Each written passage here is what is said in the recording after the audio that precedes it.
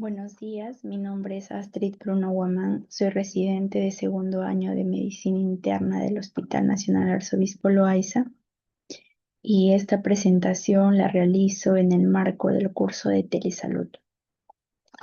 Bien, imagínense que están un día de guardia en emergencia donde está totalmente saturada de pacientes, a ustedes les toca estar en tópico de emergencia y se encuentran con un paciente con enfermedad crónica que solo acude a la emergencia porque ya no tiene medicación y porque su próxima cita es en 90 días.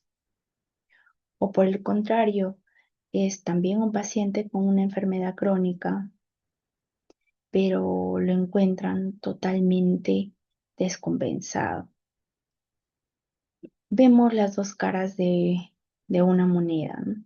Y en ese contexto planteo este proyecto de implementación de salud digital titulado Modelo Integrado de Telesalud con Inteligencia Artificial para la estratificación de riesgo y seguimiento de pacientes con hipertensión arterial y diabetes mellitus 2 en el Perú.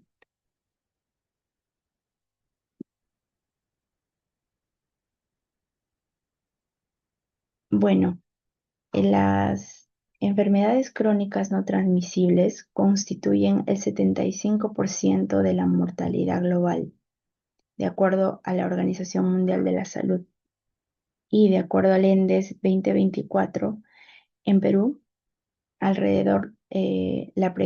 prevalencia de hipertensión arterial es alrededor del 20.6%, pero solo el 10.9% son diagnosticados. En el caso de la diabetes mellitus tipo 2, la prevalencia es del 5.3%. Y dentro de estas patologías, el tratamiento es insuficiente, se describe alrededor del 65 a 72%. Y estas cifras o esta tendencia no es de estos últimos años, sino ya es una tendencia que se viene replicando desde años previos. Es así que desde el año 2015 el Estado peruano ha incorporado el- en en su planificación de políticas públicas a los objetivos de desarrollo sostenible. Dentro el tercer objetivo de desarrollo sostenible hace referencia a la salud y bienestar.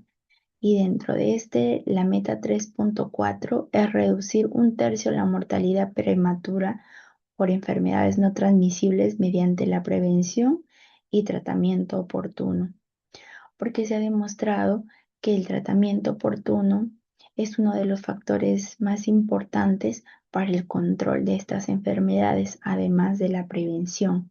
Pero sabemos que en nuestro contexto, en un contexto hospitalario, la mayoría de pacientes ya viene con el diagnóstico establecido. Y al contrario, en un escenario de primer nivel de atención es donde se podría hacer prevención. Por eso es que me enfoco más en el tema de tratamiento oportuno.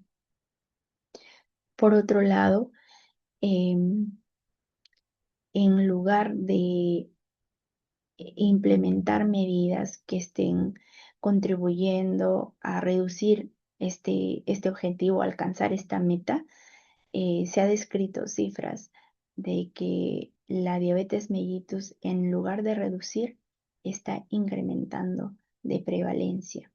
Entonces, eso nos lleva a pensar de que hay estrategias que se están implementando eh, que, bueno, no son eficientes. Y en todo caso, se tiene que replantear y usar herramientas disponibles actuales para poder contrarrestar ello. Además de ello, eh, nos tocamos con una brecha del sistema de salud, dado que el modelo es un modelo reactivo que reacciona hacia las descompensaciones agudas que sobresatura las emergencias.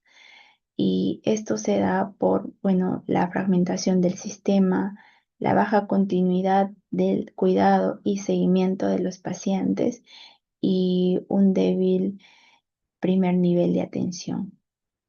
Entonces, esta falta de seguimiento hace que aumenten las descompensaciones y se acumule todo ello y en algún momento llegue a ser una carga también al personal de salud.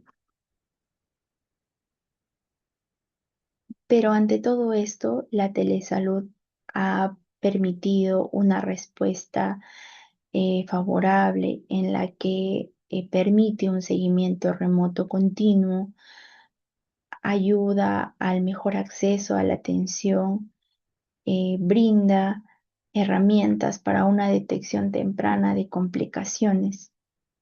Y todo esto se ha visto fortalecido por el marco legal de la Ley de Telesalud, en el que se han incorporado varias estrategias, ¿no? Como las historias clínicas electrónicas, interconectando a 2.400 IPRES y más de 370.000 atenciones remotas para el año 2015.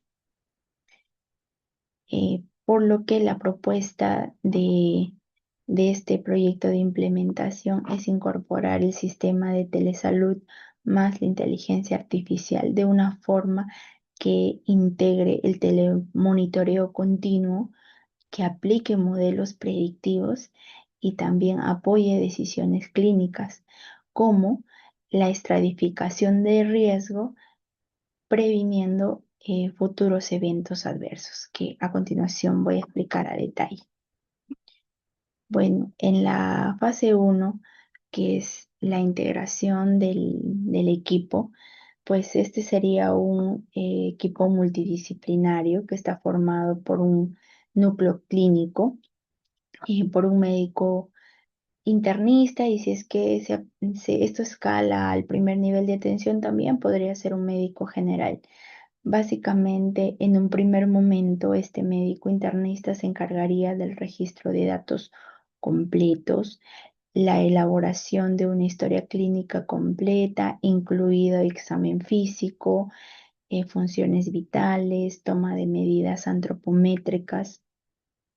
De acuerdo a ello, brindar el diagnóstico más adecuado y brindar un plan terapéutico, farmacológico y no farmacológico, y de acuerdo a criterios de inclusión, brindar un plan de seguimiento, ¿no? Ver si aplica a este piloto y brindarle un plan de seguimiento.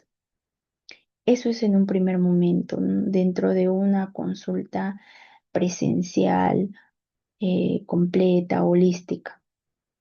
En un segundo momento, se encargaría de responder las alertas priorizadas por riesgo identificadas por la inteligencia artificial.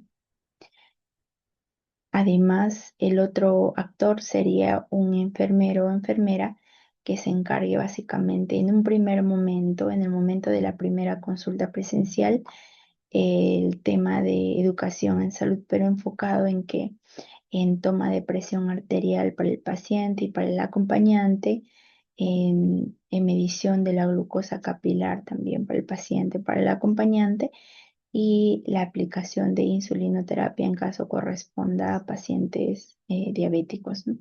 Y en un segundo momento estaría encargado del telemonitoreo y también la verificación de la adherencia farmacológica.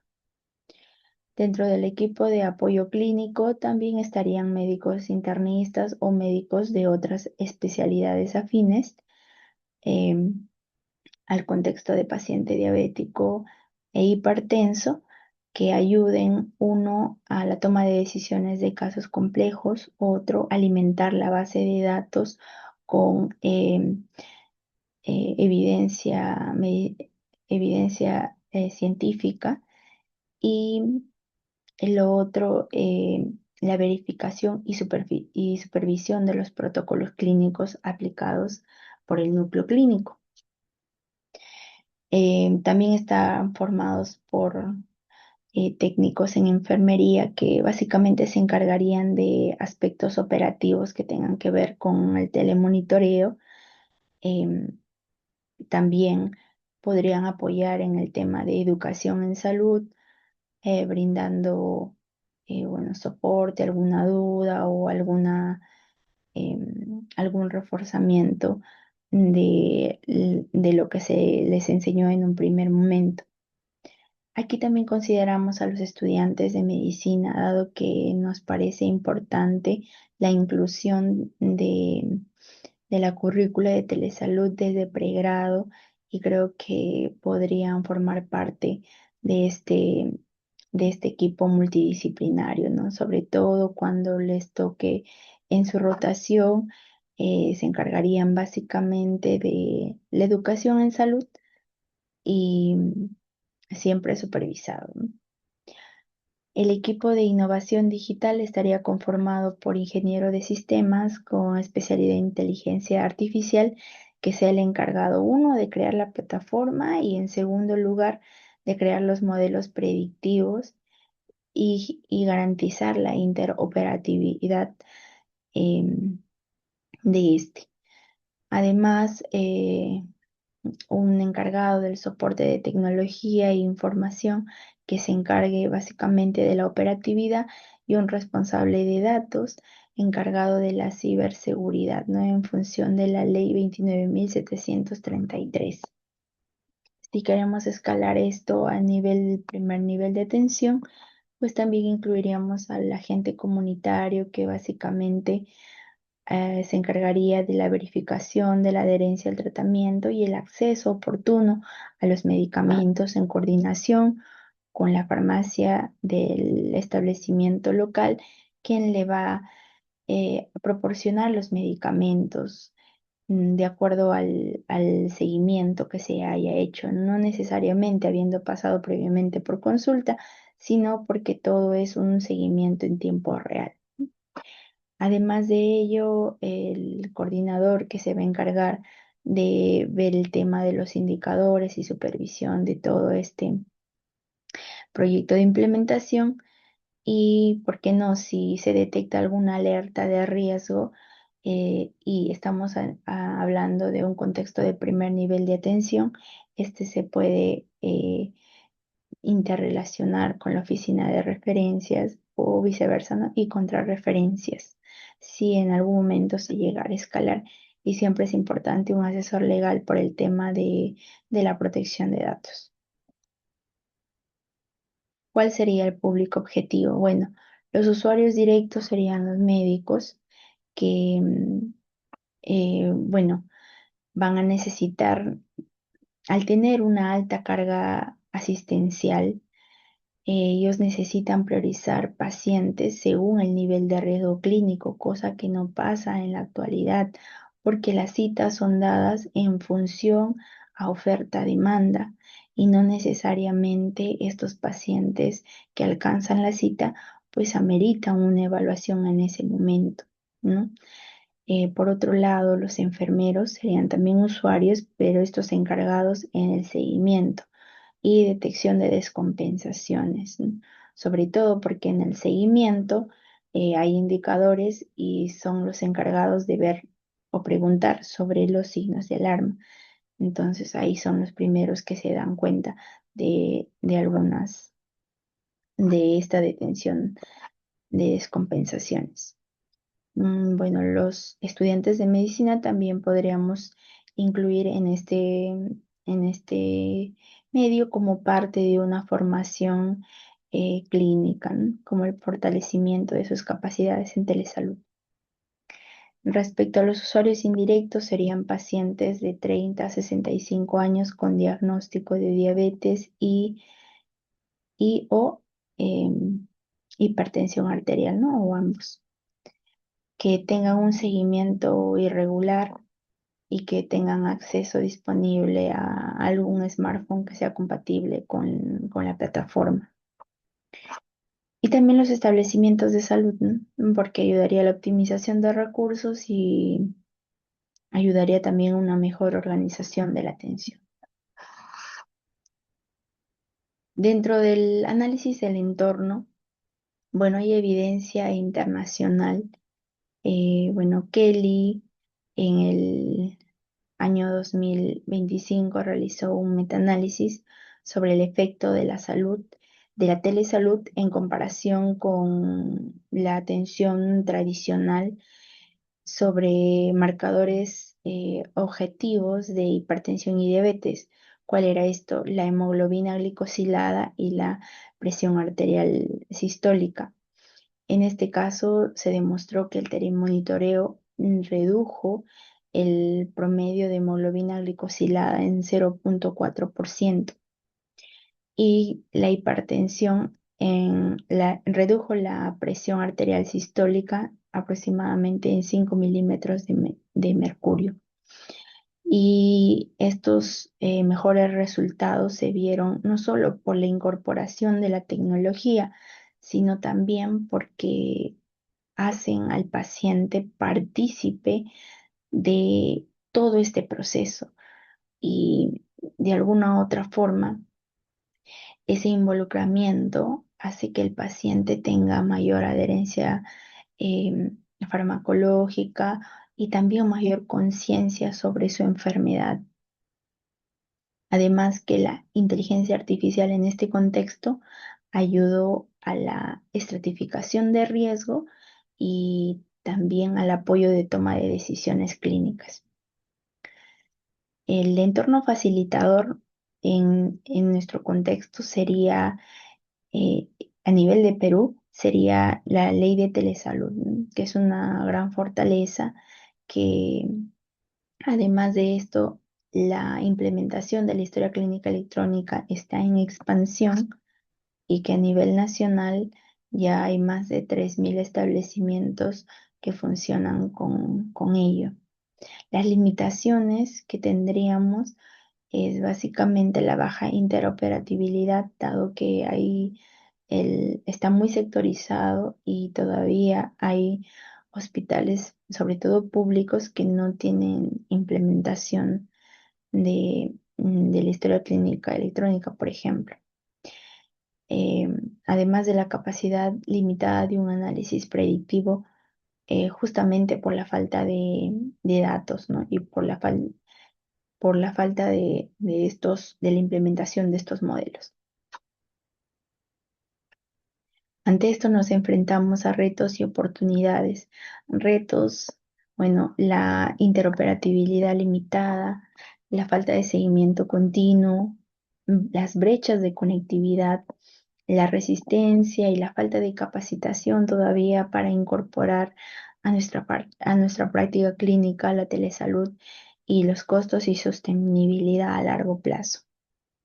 Dentro de las oportunidades es que manejamos con un gran volumen de datos clínicos, tenemos un marco normativo sólido, ya existe la red de telesalud y esta está implementada y hay una prioridad nacional en digitalización. Entonces, bueno, el diseño del sistema que planteamos consiste en un telemonitoreo de pacientes con hipertensión y diabetes mellitus 2, eh, cuya captura de datos domiciliarios serían el control de la presión arterial y la glucosa capilar. El seguimiento, habría un seguimiento telefónico también estructurado y personalizado en función de la evaluación inicial que se hace a un principio, mm, porque no para todos el tiempo de seguimiento, el intervalo de seguimiento es el mismo, ¿no? Dependiendo al grado de enfermedad, al este puede ser más pronto o más alejado, y también de acuerdo al momento de enfermedad en el que está. Por otro lado, también es importante incluir un análisis de riesgo basado en inteligencia artificial, ¿no? ¿Y cómo funciona la inteligencia artificial en este contexto? En- a partir de las reglas clínicas que la va a poner el médico experto, van a detectar eventos críticos. Además, va a calcular un riesgo que será medido con la probabilidad de descompensación en los próximos 30 días. De esta manera va a priorizar, es decir, va a ordenar los pacientes según el nivel de riesgo y se les podrá citar más antes o después en función a este. El piloto que planteo es que se realice en 150 pacientes con hipertensión arterial no controlada y o diabetes mellitus descompensada. He catalogado estos como una presión arterial más de 140/90 o una hemoglobina glicosilada más de 8. El seguimiento sería en 6 meses. Habría un tiempo cero que se da en la primera consulta, que es la más importante porque, como se había mencionado, es el momento en el que se recopila toda la información y hace que conozcamos bien al paciente.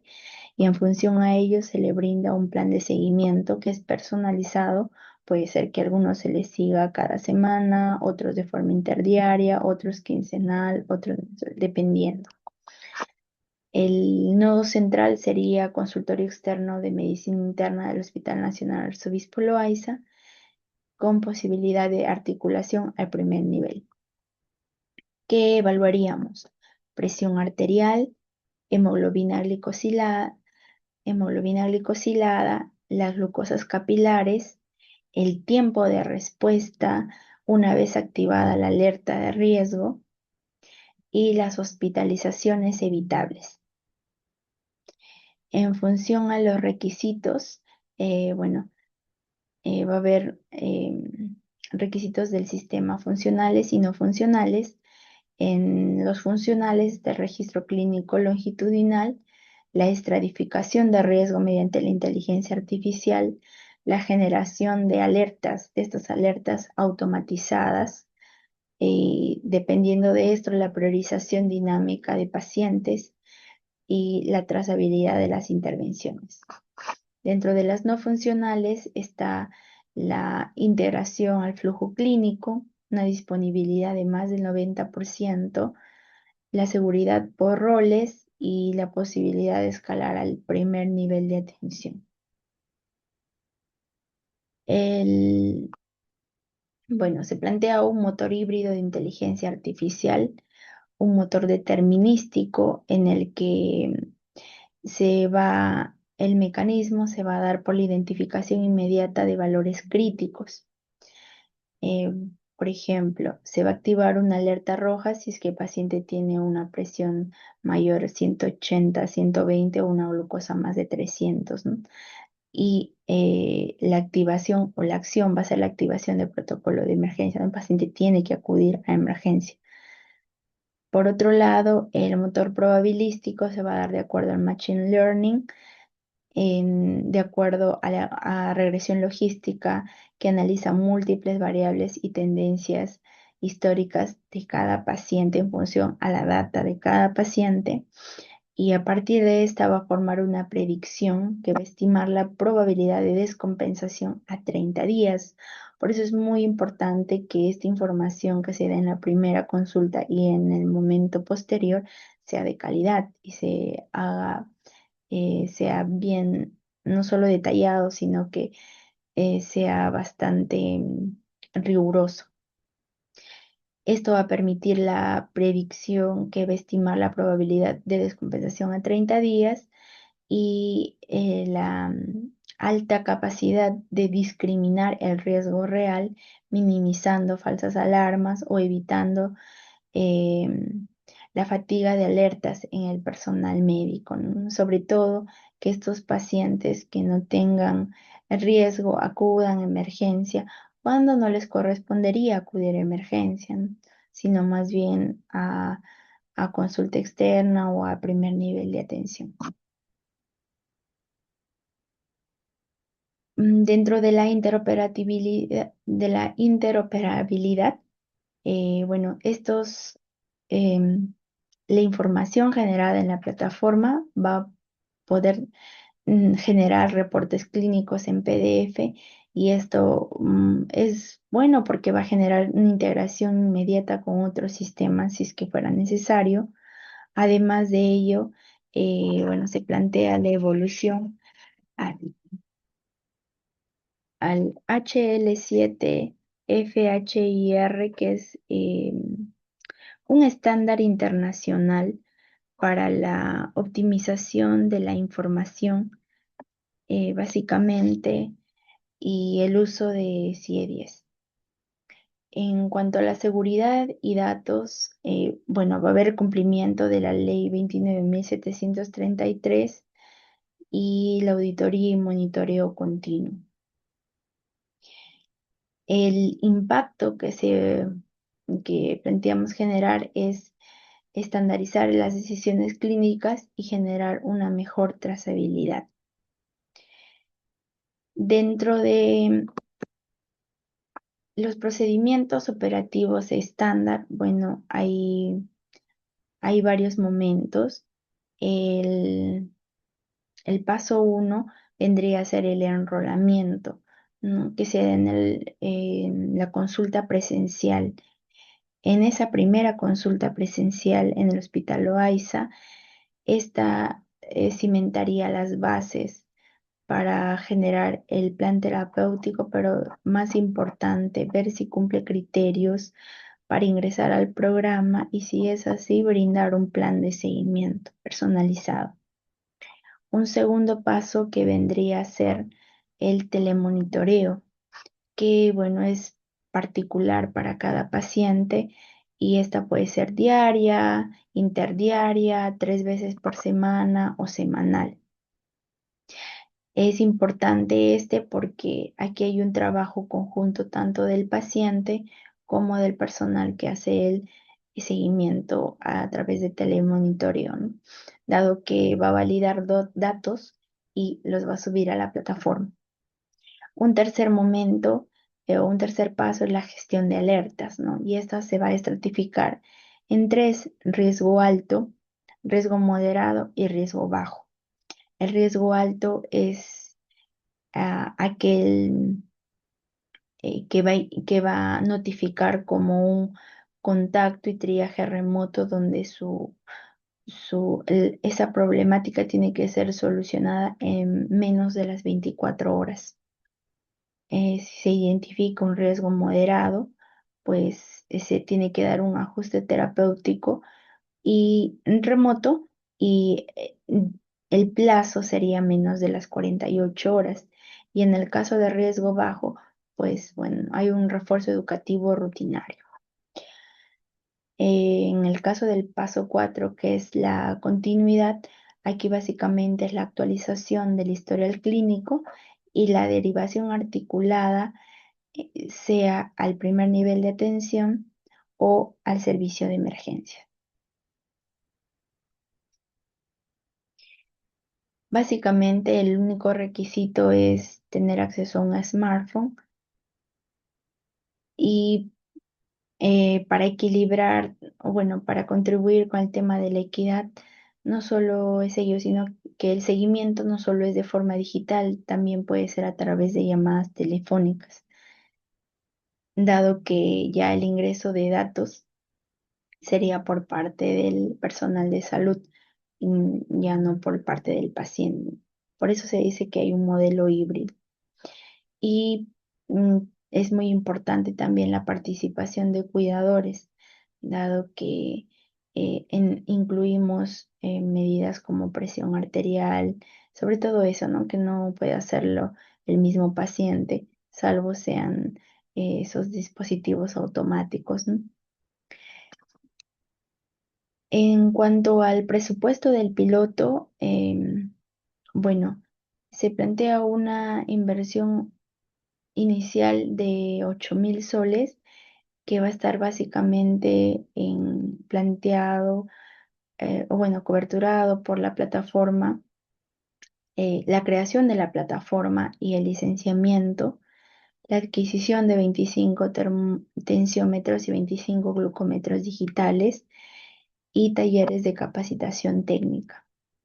y el costo operativo que, bueno, hemos aproximado en un total de 18.000 soles a razón de 3.000 soles por mes. Esto básicamente cubre el mantenimiento técnico y servidores de la nube de almacenamiento de datos y la actualización continua de de los algoritmos que van a permitir el análisis predictivo. Esto con una población de 150 en un primer momento, pues destaca un precio de 140 por paciente, ¿no? Pero estos son cifras aproximadas, dado que estamos planteando más que crear una nueva tecnología, utilizar los recursos que ya tenemos disponibles y tratar de organizarlo o redistribuirlo en una única plataforma que tampoco no es muy compleja de realizar, pero que sí necesita em, bastante tema de el almacenamiento por la gran data que va a organizar y colocar bien los algoritmos que van a permitir el modelo predictivo. En cuanto al marco de la evaluación, pues se está usando el modelo de Donavedian, donde, bueno, estos a través de la estructura, el proceso y resultado clínico se han planteado indicadores clave. Para este proyecto, pues se está planteando una disponibilidad de plataforma más del 90%, recursos capacitados en el uso de esta plataforma al 100%. En parte del proceso y ejecución, la adherencia al telemonitoreo en un 70% y la respuesta, también la latencia de respuesta, sea para las alertas de riesgo altas dentro de las 24 horas, primeras 24 horas, y para la alerta moderada dentro de las 48 horas. La calidad e integridad de datos, más del 90%. Dentro de los resultados clínicos, nuestros indicadores claves son la reducción de la hemoglobina glicosilada en más del 0,5%, el control de la presión arterial en una mejora en mayor o igual al 15% y la reducción de eventos agudos evitables como las hospitalizaciones, por ejemplo, en un 10 a un 15%. La mejora continua y sostenibilidad se va a dar de acuerdo a este modelo en el que se va a planificar el diseño de protocolos guiados con evidencia científica y una estructuración inicial en un piloto hospitalario. Va a haber una ejecución de flujo a nivel de consultorio eh, externo combinado con una atención de telemonitoreo y una educación a través de este.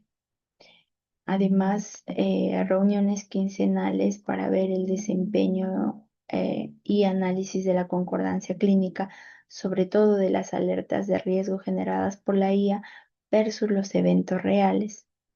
Y el tema de la recalibración de los umbrales algorítmicos, dado que bueno, se tiene que eliminar la fatiga de alertas y optimizar el tiempo médico en la consulta, ¿no? Las conclusiones ejecutivas de este proyecto son básicamente es factible implementar ello, dado que se plantean una implementación ágil, híbrida y viable en entornos de recursos limitados como el nuestro, ¿no? Sin depender de la historia clínica electrónica madura, dado que todavía no está implementado en todos los hospitales ni centros de salud. Además, eh, la estratificación dinámica va a priorizar los recursos hospitalarios públicos enfocados a los especialistas donde más necesitan, ¿no? Eso es muy importante, que realmente los pacientes que necesiten atención ambulatoria lleguen y los que necesiten atención por emergencia lleguen en su debido momento. Em, y también hay evidencia, ¿no? Resultados tangibles en otros países donde se han proyectado reducciones críticas de hemoglobina glicosilada en más del 0,5% y control de presión arterial disminuyendo drásticamente el colapso en emergencias. Y creo que lo más importante de esto es la escalabilidad global, ¿no? Tanto a nivel al primer nivel de atención como a otros países. En este caso, esta experiencia no existe aún en Perú, pero ya se ha visto, no implementada tal cual como se planea en este proyecto, pero sí acercamientos en otros países, ¿no? Como Estados Unidos y Brasil. Muchas gracias.